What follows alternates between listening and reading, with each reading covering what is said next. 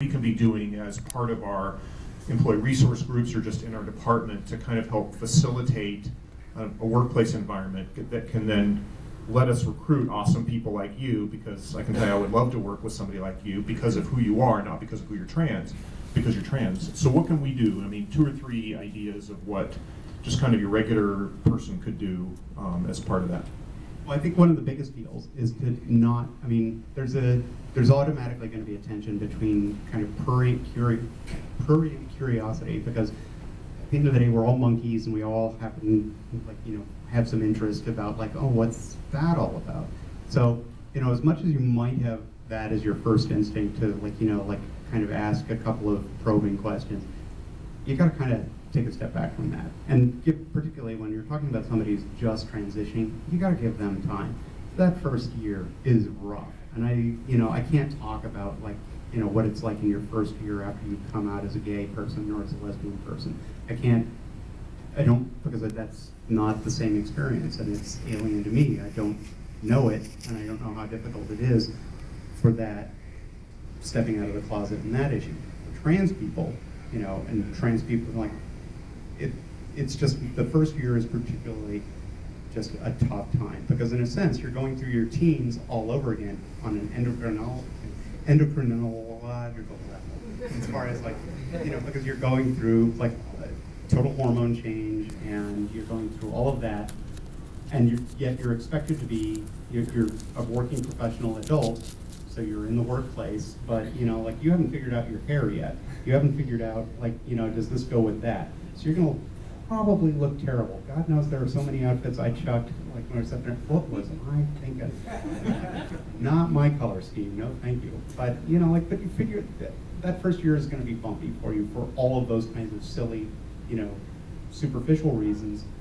So it's gonna be easy to, like, you know, just, it's gonna be bumpy for them. So you have to think in terms of, like, how can I make it easier for them, or how can I not, you know, trivialize this experience? And that's one thing. The other thing is that just fundamentally, you know, and one of the things that I thought was, you know, so tremendous about my guys at ESPN was that, in particular, but, you know, they've never screwed up a pronoun yet, and that's just kind of automatically awesome. And in fact, I don't think anybody in baseball has screwed up when I think about it, not even in a locker room, none of the players, but just in general, the thing you should do if you're dealing with a trans coworker is either just come out or is out, and, like, just treat them the way you're talking to a male to female transsexual, treat them as any other woman. Talking about a female to male transsexual, treat them as any other guy. Don't trans them up, essentially, in your own, like, how you treat them. Don't necessarily assume that just because they're LGBT or fit within the LGBT umbrella that they automatically also want to be fabulous. They don't necessarily want to be. They may, like, a trans man may just want to be treated like a regular dude and just doesn't want to talk about it. That's okay. That's, again, something that in your personal relationship with them, you can help them navigate, like, to what level of comfort they want to talk about, you know, their transness. Give them the time and patience, but just accept them on the basis of how they're presenting, and accept them, and you will already have accorded them a measure of acceptance that, you know, in their heart's heart, they're begging for it, period. I mean, this goes to an experience when I have a cousin who's a 7th and 8th grade English school teacher in a little town called Lancaster, Ohio, 12 or 14,000 people, little school. She had her first trans student, like, 2 years ago, and, you know, like, so she picks up the phone and it's like, you know, oh my God, I'm gonna have my first trans student, like, what should I do? And it's like, most validating thing that you can do is treat her just like any one of the other girls in the class. Don't make her stand out. Don't single her out for anything, like, you know, don't lecture people on how to talk to her. Just treat her as one of the girls. If you do that, you're gonna make her, and at the end of the year, Allison, you know, calls up and says, yeah, no, she said I was her favorite teacher because I was the only one who didn't make her feel unusual or different, and essentially other her by how you treat her, by saying, like, that's a trans person, set off alarms and, like, freak out. All we want to do is be able to get along and be able to work and do our jobs and, you know, deal with our lives in our own terms, same as everybody else. And so getting people to that point and getting people to basically accept that, yeah, no, there's a trans person. It might be a very obvious trans person. It might be transparently trans, so to speak.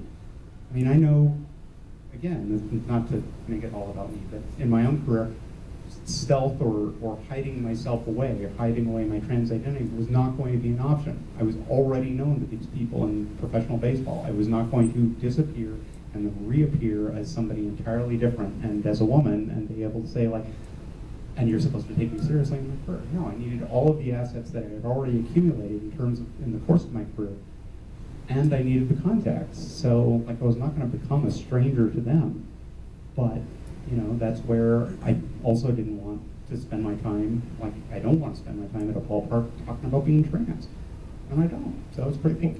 One of the things that I learned from you was, and I don't think most people don't realize, is that there was this psychological school of thought, Harry Benjamin being an example, that basically suggested that the way to transition from one gender to the other was to essentially take everything that was associated with your previous life and walk away from it. So that literally your family, your friends, your jobs, where you lived, all your clothes, everything became part of your past, and you had to reconstruct an entire new life. So I'm impressed by what you talk about the importance of how a successful transition is incorporating and integrating all of these things into your existing life, and it's tough enough, right? I mean, it's tough to come out as gay to your parents and your coworkers and your family, so I think we can all empathize with that generally. The process to be able to do it without any infrastructure at all almost would be terrible. So, well, I think that also contributes. I mean, this, again, like when you're talking about, like, methodology of a couple of versions of medical standards ago, but also like psychological standards for what was made for a successful transition in the 60s or 70s, and training up a whole new generation of doctors and medical professionals and psychologists and psychiatrists to think, like, no, that was not, like, stealth is not a reasonable goal, or is probably not the healthiest mental health goal for a trans person, to, like, erase their past or run away from their past. Why cut yourself off from your support network? You're going through the roughest time in your life. Why would you divorce yourself from the people who have already invested so much? And that's one of the reasons why, again, I'd say that one of the important things every trans person has to come to terms with is how you renegotiate the relationships in your life.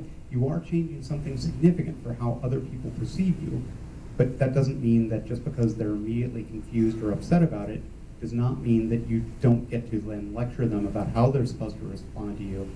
You instead have to listen to that confusion and help them work through it and renegotiate the relationship, to sit there and say, look, we've both invested a lot in each other, like going back as friends or as family members or whatever. This is going to change, but you're still, like, if you're still all in, I want to bring you along in my life, and I don't want to cut you off from my life because you're somebody who matters to me.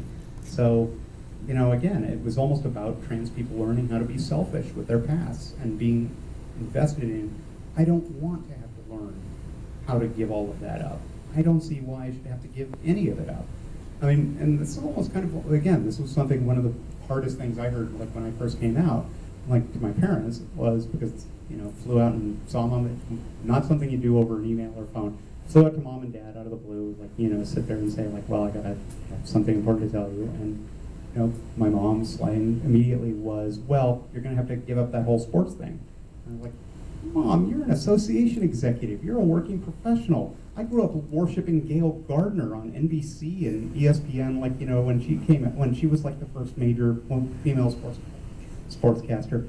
You're not going to tell me that I can't do it. You're not going to tell me that I have to give that up. That's who I am. That's intrinsic to who I am. And if I have to give it up, it's only because, they'll have pried it from my fingers and taken my job and my career and my interests away from me. I'm not giving up on that. I'm not giving up on that in the same way that I would not give up on any other aspect of my life that is outside of just being gender. So.